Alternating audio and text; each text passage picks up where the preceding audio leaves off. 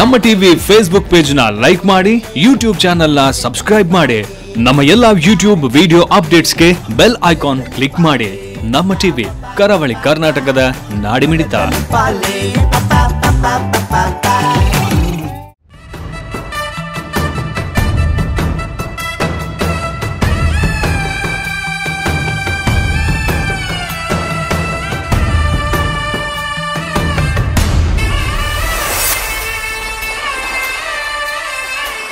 ಉತ್ತಮ ಮಾತುಗಾರ, ಉತ್ತಮ ಭಾಷಣಕಾರ, ಉತ್ತಮ ಆಂಕರ್.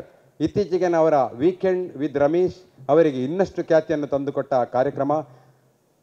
ಬಹುಶಃ ಆದಷ್ಟು ಬೇಗ ನಮ್ಮ ಕಾವಂದರನ್ನು ಕೂಡ ಸಂದರ್ಶಿಸುವ ಒಂದು ಭಾಗ್ಯ ಅವರಿಗೆ ಒದಗಲಿ ಅಂತ ಹೇಳಿ ಈ ಸಂದರ್ಭದಲ್ಲಿ ಬಾಹುಬಲಿಯ ಸಮ್ಮುಖದಲ್ಲಿ ನಾನು ಪ್ರಾರ್ಥಿಸ್ತಾ ಇದ್ದೇನೆ. ಹಲವಾರು ಪ್ರಶಸ್ತಿಗಳಿಗೂ ಭಾಜನರಾದವರು. 2 ಫಿಲ್ಮ್ ಅವಾರ್ಡ್, ಉತ್ತಮ ನಟನೆಗಾಗಿ ಕರ್ನಾಟಕ ರಾಜ್ಯ ಪ್ರಶಸ್ತಿ, ಹೂಮಾಲೆ ಚಿತ್ರದ ಉತ್ತಮ ಚಿತ್ರಕಥೆಗಾಗಿ ಉದಯ ಟಿವಿ ಮತ್ತು ಸುವರ್ಣ ಟಿವಿ ಪ್ರಶಸ್ತಿ. ಮತ್ತೆ ವೀಕೆಂಡ್ ಬಂತು, ನಾನು ರಮೇಶ್ ಬಂದಾಯ್ತು, ಶುರು ಮಾಡೋಣ. ದಿಸ್ ಇಸ್ ವೀಕೆಂಡ್ ಅಂತ ಪ್ರತಿ ವೀಕೆಂಡಲ್ಲಿ ಒಬ್ಬ ಸಾಧಕರನ್ನ ನಿಮಗೆ ಪರಿಚಯ ಮಾಡೋ ಅವಕಾಶ ಸಿಗ್ತಿತ್ತು. ಇವತ್ತು ಈ ಬೃಹತ್ ವೇದಿಕೆಯಲ್ಲಿ ಈ ಮಹಾನ್ ಸಾಧಕರು, ಪರಮ ಪೂಜ್ಯ ಡಾಕ್ಟರ್ ವೀರೇಂದ್ರ ಹೆಗಡೆ ಅವರು, ಇವ್ರು ಹೇಳಿದಾಗೆ ನಾವು 3 ಸಲ ವೀಕೆಂಡ್ ವಿತ್ ರಮೇಶ್ ಮಾಡಿದಾಗಲೂ ಸಾರ್ನ ಆ ಕೆಂಪು ಕುರ್ಚಿಯಲ್ಲಿ ಕೂರಿಸಿ ಅವ್ರ ಕಥೆನ, ಈ ಪುಣ್ಯಕ್ಷೇತ್ರದ ಕಥೆಯನ್ನು ಕರ್ನಾಟಕಕ್ಕೆ ಹೇಳಬೇಕು ಅಂತ ಆಸೆ ಪಟ್ಟಿದ್ವಿ.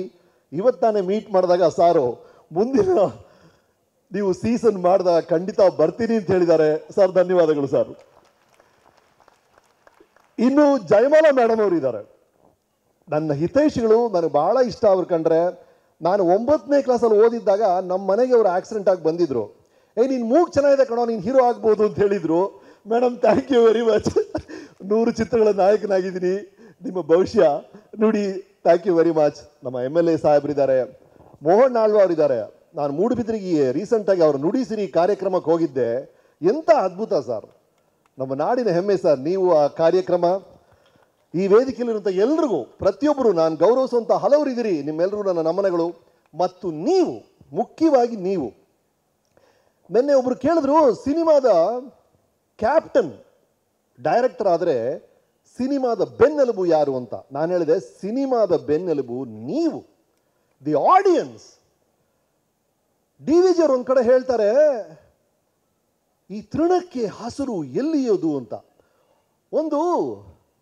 ಒಂದು ಎಲೆ ನೋಡ್ತೀರಾ, ಹಸಿರಾಗಿದೆ, ಎಷ್ಟು ಚೆನ್ನಾಗಿದೆ. ಈ ಎಲೆಗೆ ಹಸಿರು ಎಲ್ಲಿಂದ ಬಂತು? ಅದರ ಮೇಲೆ ಬೀಳೋ ಈ ಸೂರ್ಯದ ಕಿರಣದಿಂದ, ಅಥವಾ ಇದು ಮಣ್ಣಿಂದ ಹೀರುವ ನೀರಿನಿಂದ, ಅಥವಾ ಈ ಗಾಳಿಯಿಂದ, ಅಥವಾ ನಿನ್ನಿಂದ ಅಂತ ಕೇಳ್ತಾರೆ. ಅಂದರೆ ನೋಡುಗ, ನನ್ನ ಪ್ರಕಾರ ಅದನ್ನು ಏನು ಅರ್ಥ ಮಾಡ್ಕೊಂಡಿದ್ದೀನಿ ಅಂದರೆ, ನೋಡುಗ, ಪ್ರೇಕ್ಷಕ ನೀವಿಲ್ಲ ಅಂದರೆ ಆ ಎಲೆ ಹಸಿರಾಗಿದ್ರೇನು, ಹಳದಿ ಆಗಿದ್ರೇನು, ಕೆಂಪಾಗಿದ್ರೇನು, ಕಪ್ಪಾಗಿದ್ರೇನ್ರಿ ಅಲ್ವಾ? ಹಾಗಾಗಿ ನಾನು ಮಾಡುವ ಸಿನಿಮಾ ಇರ್ಬೋದು, ನಾನು 1.5 ವರ್ಷ ಕಷ್ಟಪಟ್ಟು ಈಗ ಬಟರ್ಫ್ಲೈ ಒಂದು ಚಿತ್ರ ಮಾಡಿದ್ದೀನಿ. ಬಟ್ ಅದು ಸಾರ್ಥಕ ಆಗೋದು ನೀವು ನೋಡಿದಾಗ. ಇಷ್ಟು ಅದ್ಭುತವಾದಂಥ ಒಂದು ಕಾರ್ಯಕ್ರಮ ನಡೆಸ್ತಾ ಇದ್ದಾರೆ. ಇಡೀ ಧರ್ಮಸ್ಥಳ ಪ್ರತಿಯೊಂದು ರಸ್ತೆಯಲ್ಲೂ ಒಂದು ರಾಜರ ಕಾಲದಲ್ಲಿ ಹೇಗಿರ್ತಿತ್ತೋ ಆ ಒಂದು ಫೀಲಿಂಗ್ ಬಂತು ನನಗೆ. ಆ ಥರ ಅಲಂಕಾರ ಮಾಡಿದ್ದಾರೆ.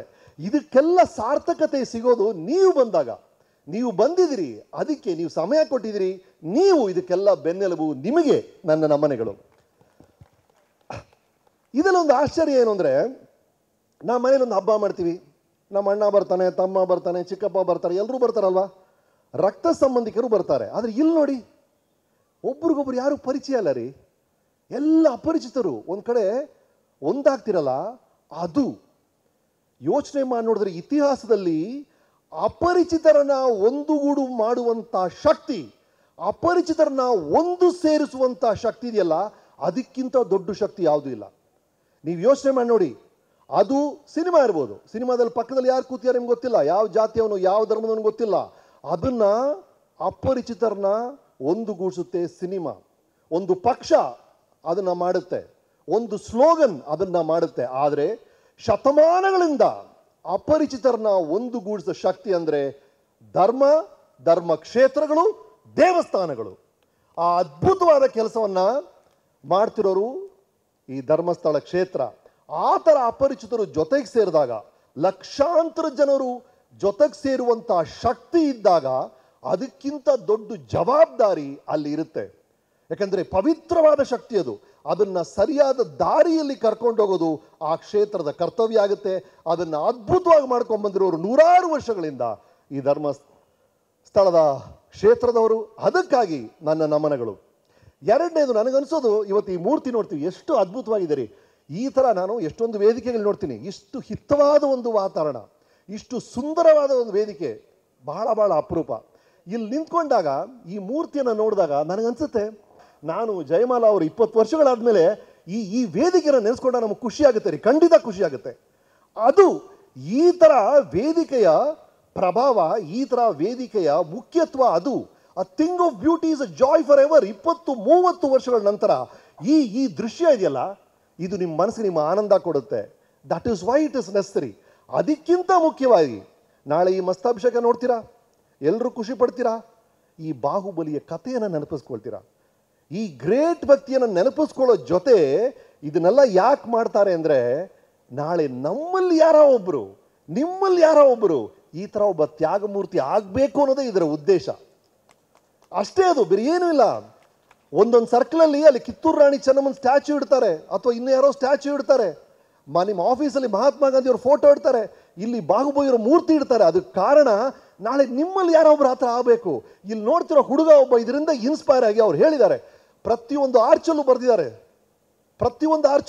ಏನು ಬರೆದಿದ್ದಾರೆ? ಸತ್ಯ, ತ್ಯಾಗ, ಶಾಂತಿ. ಇದಕ್ಕಿಂತ ಏನು ಬೇಕು ಜೀವನದಲ್ಲಿ? ಅದನ್ನು ಸಾರದವರು ಬಾಹುಬಲಿಯವರು. ಇಡೀ ಜಗತ್ತನ್ನು ಆಳುವಂಥ ಶಕ್ತಿ ಇರಬೇಕಾದ್ರೆ ಇದು ನನಗೆ ಬೇಡ, ನನಗೆ ಬೇಕಾಗಿರೋದು ನೆಮ್ಮದಿ ಅಂತ ಹೋದಂಥ ಮಹಾನ್ ವ್ಯಕ್ತಿ. ಅದನ್ನು ನಿಮ್ಮ ಜೀವನದಲ್ಲಿ ಅಳವಡಿಸ್ಕೋಬೇಕು ಅನ್ನೋದೇ ಇದರ ಉದ್ದೇಶ ಅಂತ ನನಗನ್ನಿಸ್ತಾ ಇದೆ. ಇದನ್ನು ಇಷ್ಟು ಎತ್ತರಕ್ಕೆ ಯಾಕೆ ಇಡ್ತಾರೆ ಒಂದು ಮೂರ್ತಿನ ಅಂದರೆ, ನೀವು ಹೋಗಿ ಒಂದು ದೇವಸ್ಥಾನಕ್ಕೆ ಹೋಗಿ ಹೆಬ್ಬಾಗಲು ಅಷ್ಟು ದೊಡ್ಡದಿರುತ್ತೆ, ನಿಮಗನ್ಸುತ್ತೆ ಮಾಮೂಲಿ ಮನುಷ್ಯ ನಾನು 6 ಅಡಿ ಇದನ್ನು ಇಷ್ಟು ದೊಡ್ಡ ಯಾಕೆ ಹೆಬ್ಬಾಲಿಟ್ಟಿದ್ದಾರೆ ಅಂತ. ಅವರು ಹೇಳ್ತಾ ಇರೋದು ಸಾಂಕೇತಿಕವಾಗಿ ನಿಮ್ಮ ಮನಸ್ಸಲ್ಲಿ, ನಿಮ್ಮ ಯೋಚನೆಯಲ್ಲಿ, ನೀವು ಪ್ರೀತಿ ಮಾಡುವಂಥ ರೀತಿಯಲ್ಲಿ ಈ ಎತ್ತರಕ್ಕೆ ಬೆಳೀರಿ ಅಂತ ಅಷ್ಟೇ. ನೀವು ಯೋಚನೆ ಮಾಡೋ ರೀತಿ ಈ ಎತ್ತರಕ್ಕೆ ಬೆಳಿಬೇಕು, ನೀವು ಇನ್ನೊಬ್ಬರನ್ನ ಪ್ರೀತಿ ಮಾಡೋ ರೀತಿ ಈ ಎತ್ತರಕ್ಕೆ ಬೆಳಿಬೇಕು, ನೀವು ಮಾನಸಿಕವಾಗಿ ನಿಮ್ಮ ಆದರ್ಶಗಳಲ್ಲಿ ಈ ಎತ್ತರಕ್ಕೆ ಬೆಳಿಬೇಕು ಅನ್ನೋದೇ ಅದರ ಸಂಕೇತ. ಹಾಗಾಗಿ ನಿಮ್ಮೆಲ್ಲರ ಜೀವನದಲ್ಲೂ ನೀವು ಇಷ್ಟಪಡುವಂಥ ಜೀವನ ನಿಮ್ಮದಾಗಲಿ. ನಾನು ಎಲ್ಲ ಕಡೆ ಅದನ್ನೇ ಹೇಳ್ಕೊಂಡು ಬರ್ತಾ ಇದ್ದೀನಿ. ಈಗ ನಾನು ಮಾಡ್ತಿರೋ ಚಿತ್ರದ ಹೆಸರೇ ಬಟರ್ಫ್ಲೈ ಅಂತ. ಬಟರ್ಫ್ಲೈ ಅಂದರೆ ಒಂದು ಕಂಬಳಿ ಹುಳ ಇರಬಾರ್ದ್ರಿ, ಅದು ಚಿಟ್ಟೆ ಆಗಬೇಕು. ಅದೇ ಜೀವನದ ನಿಯಮ. ನಾವು ಯಾವ ಹಂತದಲ್ಲಿದ್ದೀವೋ ಅದಕ್ಕಿಂತ ಒಂದು ಶ್ರೇಷ್ಠವಾದ ಹಂತ, ನಾವು ಯಾವ ಜೀವನದ ಲೆವೆಲಲ್ಲಿ ಇದ್ದೀವೋ ಅದಕ್ಕಿಂತ ಶ್ರೇಷ್ಠವಾದ ಜೀವನ ನಮ್ಮೆಲ್ರಿಗೂ ಸಾಧ್ಯ ಇದೆ. ಆ ಜೀವನವನ್ನು ನಾವು ಮುಟ್ಲೇಬೇಕು, ಅದೇ ನಮ್ಮ ಜೀವನದ ಆದರ್ಶವಾಗಬೇಕು. Let's make excellence our habit. ಶ್ರೇಷ್ಠತೆ ನಮ್ಮ ದಿನನಿತ್ಯದ ಅಭ್ಯಾಸವಾಗಲಿ.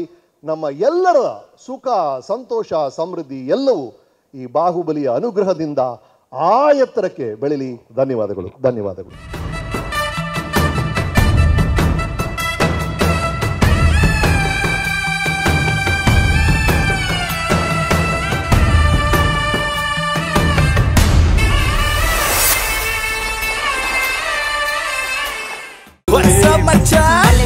ನಮ್ಮ ಟಿವಿ ಫೇಸ್ಬುಕ್ ಪೇಜ್ ನ ಲೈಕ್ ಮಾಡಿ, ಯೂಟ್ಯೂಬ್ ಚಾನೆಲ್ ನ ಸಬ್ಸ್ಕ್ರೈಬ್ ಮಾಡಿ. ನಮ್ಮ ಎಲ್ಲಾ ಯೂಟ್ಯೂಬ್ ವಿಡಿಯೋ ಅಪ್ಡೇಟ್ಸ್ಗೆ ಬೆಲ್ ಐಕಾನ್ ಕ್ಲಿಕ್ ಮಾಡಿ. ನಮ್ಮ ಟಿವಿ, ಕರಾವಳಿ ಕರ್ನಾಟಕದ ನಾಡಿಮಿಡಿತ. ಕಾವಂದರರು ಈ ನಾಡಿನ ಹೆಮ್ಮೆ, ಈ ದೇಶದ ಹೆಮ್ಮೆ. ಇಂಥ ಒಬ್ಬ ಸುಪುತ್ರರು ಇವತ್ತು ನಾವು ನಡೆದಾಡುವ ನೆಲದಲ್ಲಿ ನಮ್ಮ ಜೊತೆಯಲ್ಲಿದ್ದಾರೆ ಅನ್ನೋದು ನಮಗೆ ಅತ್ಯಂತ ಹೆಮ್ಮೆ. ಅದು ನಮ್ಮ ಪೂಜ್ಯರಾಗಿರ್ತಕ್ಕಂಥ ವೀರೇಂದ್ರ ಹೆಗಡೆಯವರು. ಅವರಿಗೆ ಎಷ್ಟೆಲ್ಲ ಪ್ರಶಸ್ತಿಗಳು ಮುಂದಿನ ದಿನಗಳಲ್ಲಿ ಭಾರತ ರತ್ನ ಎಲ್ಲವೂ ಬಂದರೂ ಕೂಡ ಅದನ್ನು ಮೀರಿ ಬೆಳೆದಿರ್ತಕ್ಕಂಥವರು, ಪ್ರಶಸ್ತಿಯನ್ನು ಮೀರಿ ಬೆಳೆದಿರ್ತಕ್ಕಂಥವರು ನಮ್ಮ ಪೂಜ್ಯರು. ಆದ್ದರಿಂದ ಇಂಥ ಪರಮ ಪೂಜ್ಯರು ನಡೆಸಿಕೊಡುವಂತಹ ಎಲ್ಲ ಕಾರ್ಯಕ್ರಮಗಳು ಅತ್ಯಂತ ಅರ್ಥಗರ್ಭಿತವಾಗಿ ಇವತ್ತಿನ ದಿನ ಮೂಡಿ ಬಂದಿರತಕ್ಕಂಥದ್ದು. ಈ ಪ್ರಾಂತ್ಯಕ್ಕೆ ಬಹುಶಃ ಒಂದು ಸರ್ಕಾರ ಮಾಡುವಂತಹ ಎಲ್ಲ ಕೆಲಸಗಳನ್ನು ಇವತ್ತು ನಮ್ಮ ಹೆಗಡೆಯವರು ಮಾಡಿದ್ದಾರೆ. ಅತ್ಯಂತ ಹೆಮ್ಮೆ ನಮಗೆ. ಅವರಿಗೂ ಅವರ ನೆರಳಾಗಿ ಇರ್ತಕ್ಕಂಥ, ಸ್ಫೂರ್ತಿಯಾಗಿರ್ತಕ್ಕಂಥ ಅವರ ಧರ್ಮಪತ್ನಿಯವರಿಗೂ ಕೂಡ ನಾನು ಈ ಸಂದರ್ಭದಲ್ಲಿ ನನ್ನ ಹೃತ್ಪೂರ್ವಕವಾದಂತಹ ನಮನಗಳನ್ನು ನಾನು ಅರ್ಪಿಸಲಿಕ್ಕೆ ಇಷ್ಟಪಡ್ತೇನೆ. ನಾನು ಉದ್ಘಾಟಿಸಲಿಕ್ಕೆ ನನಗೆ ಅವಕಾಶ ಮಾಡಿಕೊಟ್ಟಿರ್ತಕ್ಕಂಥದ್ದು ಸ್ವಾಮಿಗಳು. ಬಹುಶಃ ಇದು ಒಂದು ರೀತಿಯಲ್ಲಿ ನನಗೆ ಭಾವಿಸಿದ್ದು ನಿಜ. ತ್ರಿವಿಕ್ರಮನ ಹಾಗೆ ಸಾಂಸ್ಕೃತಿಕ ಲೋಕಕ್ಕೆ ಒಂದು ಅರ್ಥವನ್ನು ನೀಡಿರ್ತಕ್ಕಂಥವರು ಮೋಹನ್ ಆಳ್ವರವರು. ಅವರ ಆ ಸಾಂಸ್ಕೃತಿಕ ಲೋಕದ ಇವತ್ತು ಅನಾವರಣಗಳನ್ನು ನಾನು ಭಾಳಷ್ಟು ಸಲ ನೋಡಿದ್ದೇನೆ. ಪ್ರತಿ ವರ್ಷವೂ ಕೂಡ ಅವರ ಕೆಲಸಗಳನ್ನು, ಕಾರ್ಯಗಳನ್ನು ನಾನು ಕಂಡಿದ್ದೇನೆ. ಆದ್ದರಿಂದಾಗಿ ಅವರು ನಿಜಕ್ಕೂ ಆ ನಟರಾಜನ ಮೂರ್ತಿಯನ್ನು ಸ್ವೀಕಾರ ಮಾಡಲಿಕ್ಕೆ ಮತ್ತು ಆ ಉದ್ಘಾಟಕರಾಗಿರೋದಕ್ಕೆ ಅವರು ಅರ್ಹರು ಮತ್ತು ನನ್ನ ಪುಣ್ಯ ಅಂತ ನಾನು ವೇದಿಕೆಯಲ್ಲಿ ಅತ್ಯಂತ ಸರಳ ಸಜ್ಜನ, ಒಬ್ಬ ಶ್ರೇಷ್ಠ ಕಲಾವಿದ, ಅತ್ಯುನ್ನತ ಕಲಾವಿದ, ಕನ್ನಡ ಚಿತ್ರರಂಗಕ್ಕೆ ಒಬ್ಬ ವರದಾನ ಅಂತ ನಾನು ಹೇಳ್ತೇನೆ. ಮತ್ತು ಬದುಕಿನಲ್ಲಿ ಜೀವನ ಅಂದರೆ ಏನು, ಬದುಕಲ್ಲಿ ಹೇಗೆ ಸಂಸಾರಗಳನ್ನು ಮಾಡಬೇಕು ಅನ್ನೋದಕ್ಕೆ ಮಾದರಿಯಾಗಿರ್ತಕ್ಕಂಥವರು ನಮ್ಮ ರಮೇಶ್ ಅರವಿಂದ್. ಅತ್ಯಂತ ಸರಳ ವ್ಯಕ್ತಿತ್ವ, ಒಳ್ಳೆಯ ತಾಯಿ ತಂದೆ, ಒಳ್ಳೆಯ ಕುಟುಂಬ. ಅವರು ಎಲ್ಲಿರ್ತಾರೆ ಅಲ್ಲಿ ಒಂದು ಪಾಸಿಟಿವ್ ಎನರ್ಜಿಯನ್ನು ತಗೊಂಡು ಬರ್ತಾರೆ. ಅಂಥ ಪಾಸಿಟಿವ್ ಎನರ್ಜಿಯನ್ನು ತರುವಂತಹ ನಮ್ಮ ರಮೇಶ್ ಅರವಿಂದ್ರವರು ಇವತ್ತಿನ ದಿನ ಲೇಸರ್ ಶೋವನ್ನು ಇವತ್ತು ಬಿಡುಗಡೆ ಮಾಡ್ತಿದ್ದಾರೆ. ಅತ್ಯಂತ ಖುಷಿಯಾಗಿದೆ. ಅವ್ರಿಗೂ ಕೂಡ ನಾನು ಈ ಸಂದರ್ಭದಲ್ಲಿ ನನ್ನ ಅಭಿನಂದನೆಗಳನ್ನು ಹೇಳಲಿಕ್ಕೆ ಇಷ್ಟಪಡ್ತೇನೆ. ಮತ್ತು ಮುಖ್ಯ ಅತಿಥಿಗಳಾಗಿ ಆಗಮಿಸಿರ್ತಕ್ಕಂಥ ಈ ಕ್ಷೇತ್ರದ ಶಾಸಕರಾಗಿರ್ತಕ್ಕಂಥ ಹರೀಶ್ ಪೂಂಜರ್ ಅವರು ಇಲ್ಲಿ ವೇದಿಕೆಯಲ್ಲಿದ್ದಾರೆ. ಅವ್ರಿಗೂ ಕೂಡ ನಾನು ಅಭಿನಂದನೆಯನ್ನು ಹೇಳಲಿಕ್ಕೆ ಇಷ್ಟಪಡ್ತೇನೆ. ಮತ್ತು ಎಲ್ಲಕ್ಕಿಂತ ಹೆಚ್ಚಾಗಿ ರೆಂಜಾಳ ಶ್ರೀ ಗೋಪಾಲಕೃಷ್ಣ ಶೆಣೈರವರ ಮೂರ್ತಿಯ ಅನಾವರಣವನ್ನು ಮಾಡಿರ್ತಕ್ಕಂತಹ SDM ಶಿಕ್ಷಣ ಸಂಸ್ಥೆಯ ಪ್ರೊಫೆಸರ್ S ಪ್ರಭಾಕರ್ ರವರು ಬಂದಿದ್ದಾರೆ. ಅವ್ರಿಗೂ ಕೂಡ ನಾನು ಈ ಸಂದರ್ಭದಲ್ಲಿ ನನ್ನ ಅಭಿನಂದನೆಗಳನ್ನು ಹೇಳ್ತೀನಿ. ಇದೊಂದು ನನ್ನ ಜೀವನದ ಬಹಳ ದೊಡ್ಡ ಮಹತ್ವವಾದಂಥ ಒಂದು ಕ್ಷಣ ಅಂತ ನಾನು ಹೇಳಲಿಕ್ಕೆ ಇಷ್ಟಪಡ್ತೇನೆ. ತ್ಯಾಗಮೂರ್ತಿ ಬಾಹುಬಲಿಯನ್ನು ಕಾರ್ಕಳದಿಂದ ಉಜಿರೆಗೆ ಕರ್ಕೊಂಡು ಬರುವವರೆಗೂ ಆ ಇಡೀ ಯಾತ್ರೆಯನ್ನು ನಾನು ನನ್ನ ಕಣ್ಣಲ್ಲಿ ನಾನು ಅಷ್ಟು ಯಾತ್ರೆಯಲ್ಲಿ ಕೂಡ ನಾನು ಭಾಗವಹಿಸಿದ್ದೆ. ಅದು ಬಹುಶಃ ನನ್ನ ಜೀವನದ ಬಹಳ ದೊಡ್ಡ ಒಂದು ನೆನಪು ಮತ್ತು ಪುಣ್ಯದ ಕೆಲಸ. ಇವತ್ತು ನಾನೇನಾದರೂ ಈ ಜಾಗದಲ್ಲಿ ಹೀಗೆ ನಿಂತು ಮಾತಾಡ್ತೀನಿ ಅಂತ ಅನ್ನೋದಾದರೆ ಅವರೆಲ್ಲರ, ಆ ದೇವರುಗಳ, ಆ ಧರ್ಮಸ್ಥಳ ಮಂಜುನಾಥ, ಆ ಅಣ್ಣಪ್ಪ, ಈ ಬಾಹುಬಲಿ, ಹೀಗೆ ಇವರೆಲ್ಲರ ಆಶೀರ್ವಾದ ಅಂತ ನಾನು ಭಾವಿಸ್ಕೊಂಡಿದ್ದೇನೆ. ಇಡೀ ಉದ್ದಕ್ಕೂ 73, 74, 73 ಅಂತ ನಾನು ಭಾವಿಸ್ಕೊಳ್ತೇನೆ. ಯಾಕೆಂದರೆ ಕಾಸ್ದಾಯ ಖಂಡನಿ ನನ್ನ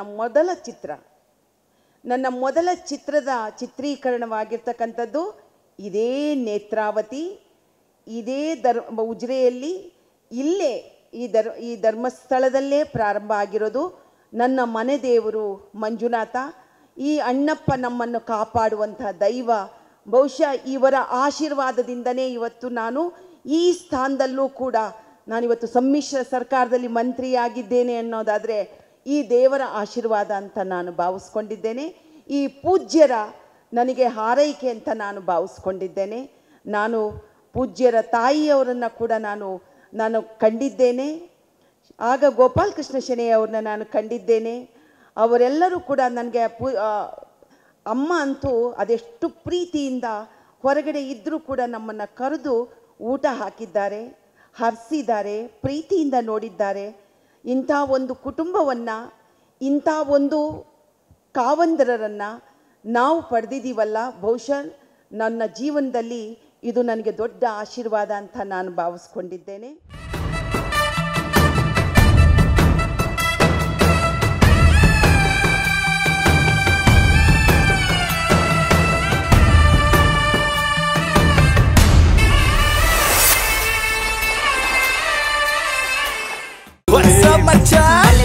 ನಮ್ಮ ಟಿವಿ ಫೇಸ್ಬುಕ್ ಪೇಜ್ ನ ಲೈಕ್ ಮಾಡಿ, ಯೂಟ್ಯೂಬ್ ಚಾನೆಲ್ ನ ಸಬ್ಸ್ಕ್ರೈಬ್ ಮಾಡಿ. ನಮ್ಮ ಎಲ್ಲಾ ಯೂಟ್ಯೂಬ್ ವಿಡಿಯೋ ಅಪ್ಡೇಟ್ಸ್ಗೆ ಬೆಲ್ ಐಕಾನ್ ಕ್ಲಿಕ್ ಮಾಡಿ. ನಮ್ಮ ಟಿವಿ ಕರಾವಳಿ ಕರ್ನಾಟಕದ ನಾಡಿಮಿಡಿತ.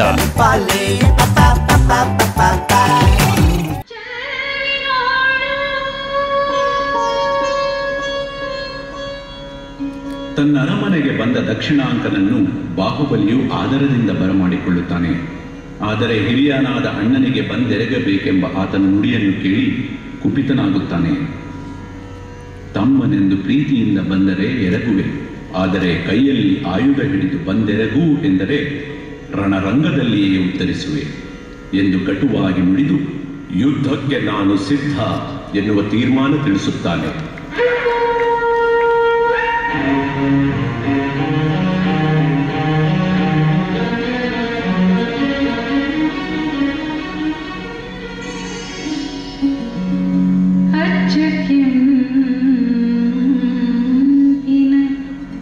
ದಟ್ಟ ಚಲ್ಲಣ ಕುಲ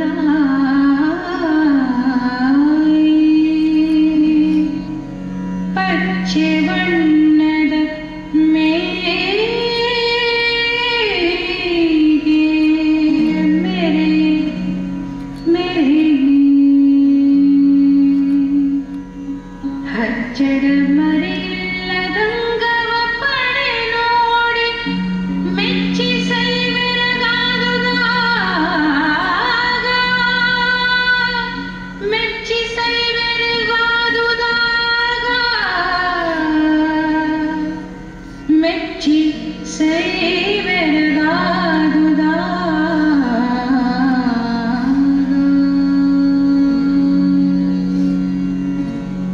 ಸೇನೆಗೆ ಆಗಲಿರುವ ಸಾವು ನೋವನ್ನು ತಪ್ಪಿಸಲು ಮಂತ್ರಿಗಳು ಸಮಾಲೋಚಿಸಿ ಧರ್ಮಯುದ್ಧಕ್ಕೆ ಭರತ ಬಾಹುಬಲಿಯರನ್ನು ಒಪ್ಪಿಸುತ್ತಾರೆ.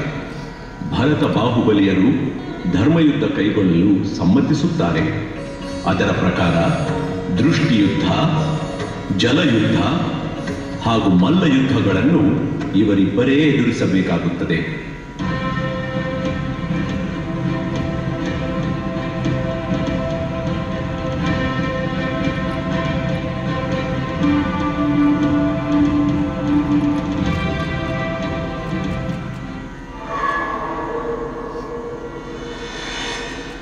ಮೀನಾಂಕನೆಂಬ ಬಣ್ಣನೆಗೆ ತಕ್ಕಂತೆ ವಿಶಾಲ ನೇತ್ರವುಳ್ಳವನಾದ ಬಾಹುಬಲಿಯದು ಎತ್ತರದ ಮೈಕಟ್ಟು. ಇವನ ದೃಷ್ಟಿಯ ತೀವ್ರತೆಯನ್ನು ಎದುರಿಸುವಲ್ಲಿ ತಮ್ಮನಿಗಿಂತ ತುಸು ಕುಳ್ಳನಾದ ಭರತನು ಸೋಲುತ್ತಾನೆ.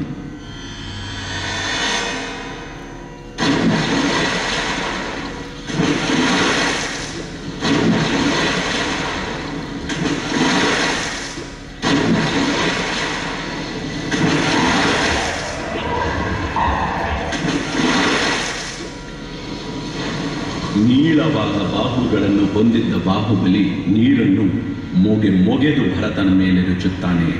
ಆದರೆ ಭರತ ಎರಚುವ ನೀರು ಬಾಹುಬಲಿಯ ಕುತ್ತಿಗೆಯವರೆಗೂ ಹೋಗಿ ಮಣಿಹಾರದಂತೆ ಶೋಭಿಸುತ್ತದೆ. ಬಾಹುಬಲಿ ಚೆಲ್ಲಾಡುವ ನೀರಿನ ರಭಸ ತಡೆಯಲಾರದೆ ಭರತ ಸೋಲುತ್ತಾನೆ.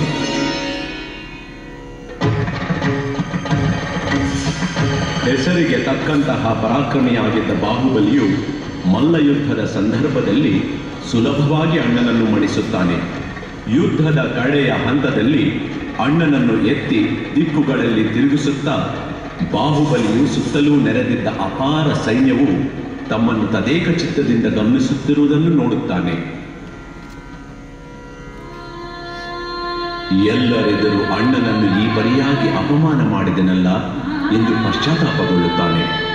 ನಿಧಾನವಾಗಿ ಅಣ್ಣನನ್ನು ಕೆಳಗೆ ಇಳಿಸಿ ತಾನು ಎಸಗಿದ್ದ ತಪ್ಪನ್ನು ಕುರಿತು ಆಲೋಚಿಸುತ್ತಾನೆ.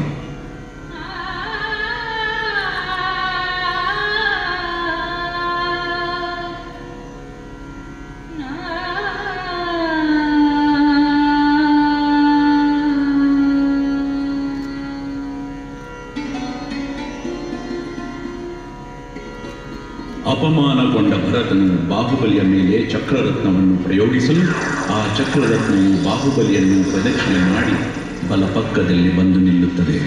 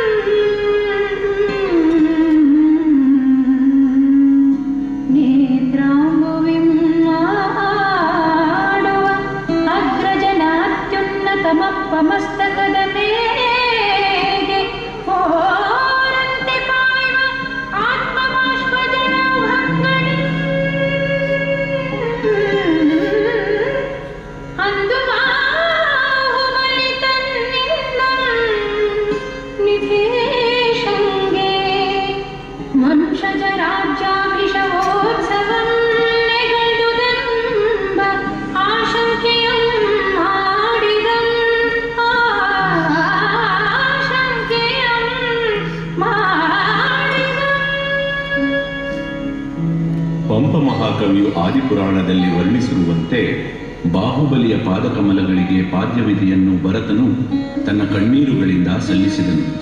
ಆಗ ಬಾಹುಬಲಿಯು ತನ್ನ ಅಣ್ಣನಾದ ಭರತನ ಉನ್ನತವಾದ ತಲೆಯ ಮೇಲೆ ಅವಿಶ್ರಾಂತವಾಗಿ ಸುರಿಯುತ್ತಿರುವ ತನ್ನ ಕಣ್ಣೀರುಗಳಿಂದ ಭರತನಿಗೆ ವಂಶ ಪರಂಪರಾ ಪ್ರಾಪ್ತವಾದ ರಾಜ್ಯಾಭಿಷೇಕೋತ್ಸವವನ್ನು ನಿರ್ವರ್ತಿಸಿದನೋ ಎಂಬಂತೆ ಉಂಟು ಮಾಡಿದನು. ಹೀಗೆ ಹೊರಟು ಬಂದ ಬಾಹುಬಲಿಯು ಪುರು ಪರಮೇಶ್ವರನ ಪಾದಪೀಠದ ಬಳಿಯಲ್ಲಿ ಸಾಷ್ಟಾಂಗವರೆಗೆ ನಿಂತನು. ಜೈನ ದೀಕ್ಷೆಯನ್ನು ಪರಿಗ್ರಹಿಸಿ ಗುರುವಿನ ಅನುಮತದಿಂದ ದ್ವಾದಶಾಂಗಗಳನ್ನು ಚತುರ್ದಶ ಪೂರ್ವಗಳನ್ನು ಕಲಿತನು. ಏಕವಿಹಾರಿಯಾಗಿ 1 ವರ್ಷ ಕಾಲ ಪ್ರತಿಮಾಯೋಗದಲ್ಲಿ ನಿಂತು ತಪಗೈದನು.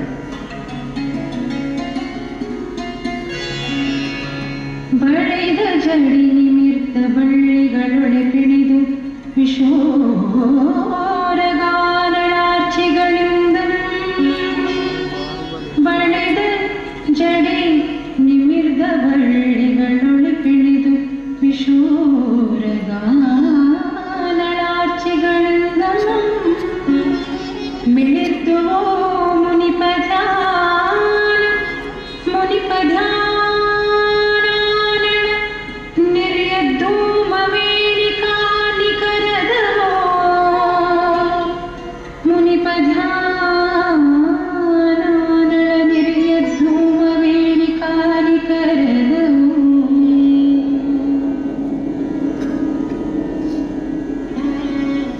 ನಿಂತಲ್ಲೇ ನಿಂತು ತಪಸ್ಸು ಮಾಡಿದರು ಬಾಹುಬಲಿಗೆ ಕೇವಲ ಜ್ಞಾನ ಪ್ರಾಪ್ತಿಯಾಗದಿರಲು ತಮ್ಮನ ಬಳಿಗೆ ಬಂದ ಭರತನು ಅವನ ಮನದ ಕ್ಲೇಶವನ್ನು ಕಳೆಯುತ್ತಾನೆ. ನೀನು ನಿಂತಿರುವ ಭೂಮಿ ನನ್ನದಲ್ಲ. ಇದನ್ನು ಹಿಂದೆ ಹಲವು ರಾಜರು ಅನುಭವಿಸಿದ್ದರು. ತಂದೆ ಕೊಟ್ಟ ಭೂಮಿ ಇದು ಮುಂದೆ ಇನ್ನಾರದೋ ಆಗಲಿರುವ ಭೂಮಿ ಎಂಬ ಮೊದಲಾದ ಅಣ್ಣನ ಮಾತುಗಳನ್ನು ಕೇಳಿದ ಬಾಹುಬಲಿಗೆ ಮನಸ್ಸು ನಿರಾಳವಾಗಿ ತಪಸ್ಸಿನಲ್ಲಿ ಮನಸ್ಸು ನೆಲೆಸುತ್ತದೆ. ಕೇವಲ ಜ್ಞಾನ ಲಭಿಸುತ್ತದೆ.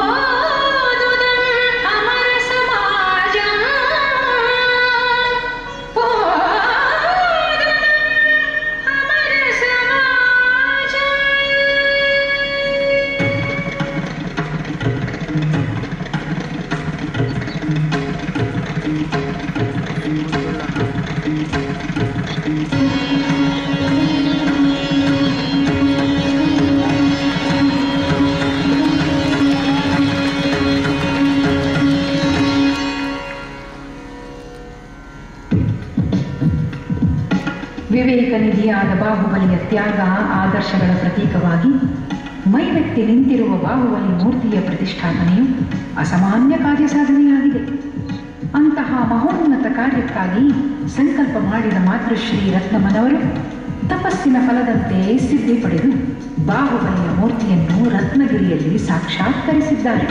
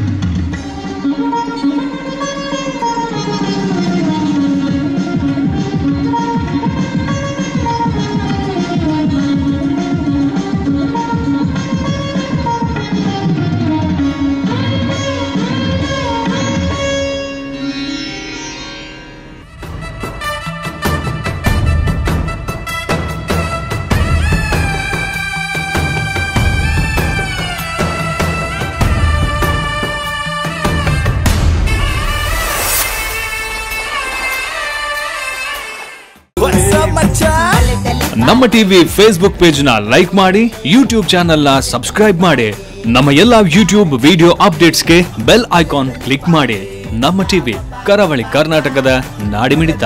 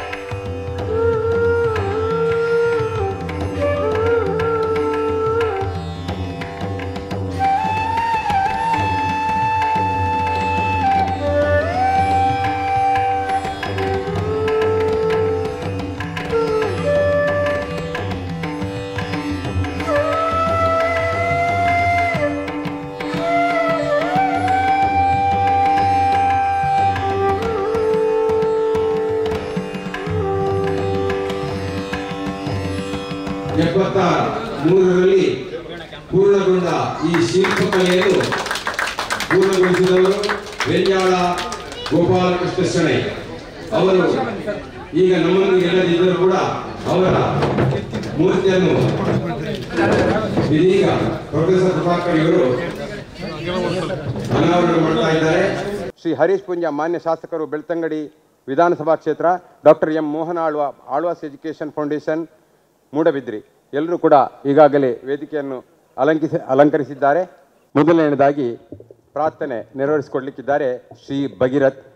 ಈ ಪರಿಯ ಸೊಬಗಾವ ದೇವರೊಳು ನಾ ಕಾಣೆ, ಈ ಪರಿಯ ಸೊಬಗಾವ ದೇವರಲಿ ನಾ ಕಾಣೆ, ಗೋಪಿ ಜನ ಪ್ರಿಯ ಗೋಪಾಲಗಲ್ಲದೆ, ಈ ಪರಿಯ ಸೊಬಗಾವ ದೇವರಲಿ ನಾ ಕಾಣೆ, ಗೋಪಿ ಜನ ಪ್ರಿಯ ಗೋಪಾಲಗಲ್ಲದೆ,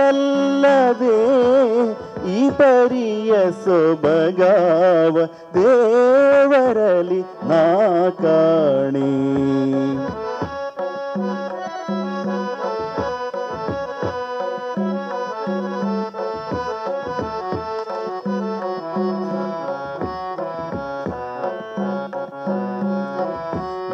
ದೊರೆಯತನದಲ್ಲಿ ನೋಡೆ ಧರಣಿ ದೇವಿಗೆ ರಮಣ, ಸಿರಿಯತನದಲ್ಲಿ ನೋಡೆ ಶ್ರೀಕಾಂತನು, ಹಿರಿಯತನದಲ್ಲಿ ನೋಡೆ ಸರಸಿ ಜೋದ್ಭವನಯ್ಯ,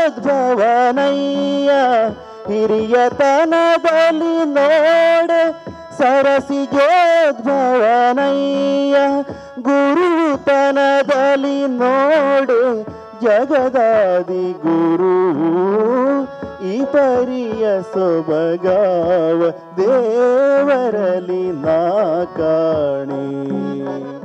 ಸರ್ಕಾರದ ಈವರೆಗಿನ ಅವಧಿಯಲ್ಲಿ ನಿಯೋಜಿತ ಕಾರ್ಯಭಾರವನ್ನು ಸಮರ್ಥವಾಗಿ ಅವರು ನೆರವೇರಿಸಿದ್ದಾರೆ. ಜನಪ್ರೀತಿಯ ಜಯಮಾಲೆಯನ್ನು ಕೊರಳಲ್ಲಿ ಧರಿಸಿಕೊಂಡಿದ್ದಾರೆ. ಅವರ ಜನಪ್ರಿಯತೆಗೆ ಮತ್ತೊಂದು ಕಾರಣವೂ ಇದೆ. ಅವರು ಸಮರ್ಥ ಸಿನಿಮಾ ನಟಿಯಾಗಿ ಜನಪ್ರೀತಿಯನ್ನು ಗಳಿಸಿದವರು. ಅವರ ಆಸಕ್ತಿ ಬಹುಮುಖವಾದದ್ದು. ಬಂಧು ಭಗಿನಿಯರನ್ನು, ಜಿನಬಂಧು ಭಗಿನಿಯರನ್ನು, ಸಾರ್ವಜನಿಕ ಮಹನೀಯರನ್ನು ನಾನು ಪ್ರೀತಿಪೂರ್ವಕವಾಗಿ ಸ್ವಾಗತಿಸ್ತೇನೆ.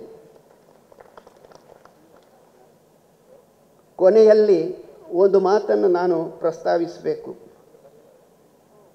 ಪೂಜ್ಯ ಹೆಗ್ಗಡೆಯವರನ್ನು ಭಕ್ತಿಯಿಂದ ವಂದಿಸಿದ್ದೇನೆ, ನಮಿಸಿದ್ದೇನೆ, ಆದರೆ ಸ್ವಾಗತಿಸಿಲ್ಲ. ಅದು ಸರ್ವಥಾ ವಿಸ್ಮೃತಿ ಅಲ್ಲ. ಅದಕ್ಕೆ ಕಾರಣ ನನ್ನ ದ್ವಂದ್ವ. ಅವರು ಯಾವ ನೆಲೆಯಲ್ಲಿ ಅವರನ್ನು ಯಾವ ನೆಲೆಯಲ್ಲಿ ಯಾವ ಮಾತಿನಲ್ಲಿ ಅವರನ್ನು ಸ್ವಾಗತಿಸಬೇಕೋ ನನಗೆ ಹೊಳೆಯುತ್ತಾ ಇಲ್ಲ. ಏಕೆಂದರೆ ಈ ಎಲ್ಲ ಕಾರ್ಯಕ್ರಮಗಳ ಹಿಂದಿರುವಂತಹ ಕ್ರತುಶಕ್ತಿ ಅವರೇ ಆಗಿದ್ದಾರೆ. ಅವರನ್ನು ಸ್ವಾಗತಿಸುವುದೆಂದರೆ ಹಳ್ಳಿಗಾಡಿನ ಹುಂಬನೊಬ್ಬ ಒಂದು ಮಹಾಮನೆಯ ಮಹಾದ್ವಾರದಲ್ಲಿ ನಿಂತು ಮನೆಯ ಯಜಮಾನನನ್ನು ಬನ್ನಿ ಬನ್ನಿ ಮನೆಯ ಒಳಗೆ ಎಂದು ಕರೆದ ಹಾಗೆಯೇ ಆಗುತ್ತದೆ ಎಂಬುದರಿಂದ ಅವರನ್ನು ನಾನು ಸ್ವಾಗತಿಸುವ ಸಾಹಸ ಮಾಡುತ್ತಿಲ್ಲ. ಮತ್ತೊಮ್ಮೆ ಅವರಿಗೆ ಭಕ್ತಿಯಿಂದ ತಲೆಬಾಗುತ್ತೇನೆ, ಕೈ ಮುಗಿಯುತ್ತೇನೆ.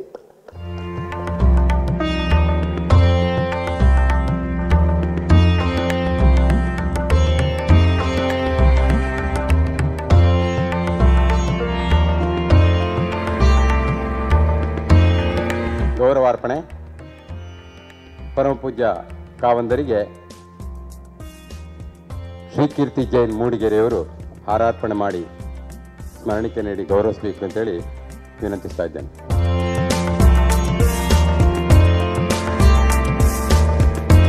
ಹಾಗೆ ಮಾತೃಶ್ರೀ ಹೇಮಾವತಿ ಅಮ್ಮನವರಿಗೆ ಪ್ರಿಯಾ ಅಗ್ನೇಸಿಯವರು ಹಾರಾರ್ಪಣೆ ಮಾಡಿ ಗೌರವಿಸಬೇಕು ಅಂತೇಳಿ ವಿನಂತಿಸ್ತಾ ಇದ್ದೇನೆ.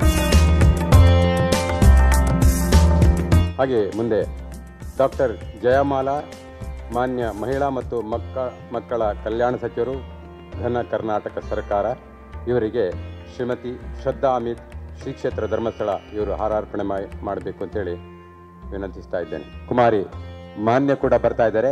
ಪರಮಪೂಜ್ಯ ಕಾವಂದರ ಸುಪುತ್ರಿ ಶ್ರದ್ಧಾ ಅಮಿತ್ ಹಾಗೂ ಪರಮಪೂಜ್ಯ ಕಾವಂದರ ಮೊಮ್ಮಗಳು ಮಾನ್ಯ ಕೂಡ ಬಂದು ಜಯಮಾಲಾ ಇವರಿಗೆ ಗೌರವಾರ್ಪಣೆಯನ್ನು ಮಾಡ್ತಾ ಇದ್ದಾರೆ. ಮಾನ್ಯ ಸಚಿವರಿಗೆ ಹಾರಾರ್ಪಣೆ ಮಾಡಿ ಗೌರವಾರ್ಪಣೆ ಮಾಡ್ತಾ ಇದ್ದಾರೆ.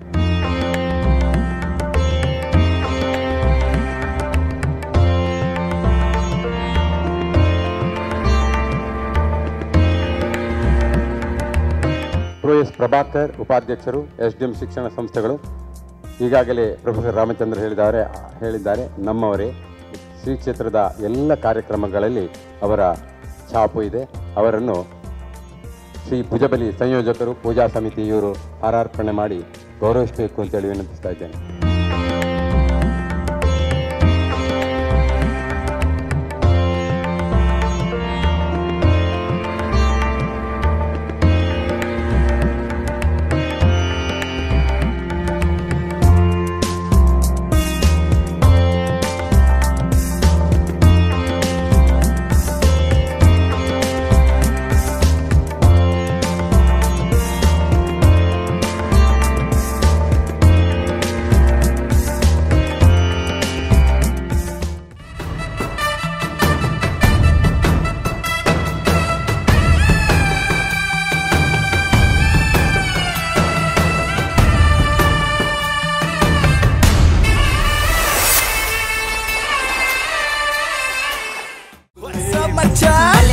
ನಮ್ಮ ಟಿವಿ ಫೇಸ್ಬುಕ್ ಪೇಜ್ ನ ಲೈಕ್ ಮಾಡಿ, ಯೂಟ್ಯೂಬ್ ಚಾನೆಲ್ ನ ಸಬ್ಸ್ಕ್ರೈಬ್ ಮಾಡಿ. ನಮ್ಮ ಎಲ್ಲಾ ಯೂಟ್ಯೂಬ್ ವಿಡಿಯೋ ಅಪ್ಡೇಟ್ಸ್ಗೆ ಬೆಲ್ ಐಕಾನ್ ಕ್ಲಿಕ್ ಮಾಡಿ. ನಮ್ಮ ಟಿವಿ, ಕರಾವಳಿ ಕರ್ನಾಟಕದ ನಾಡಿಮಿಡಿತ.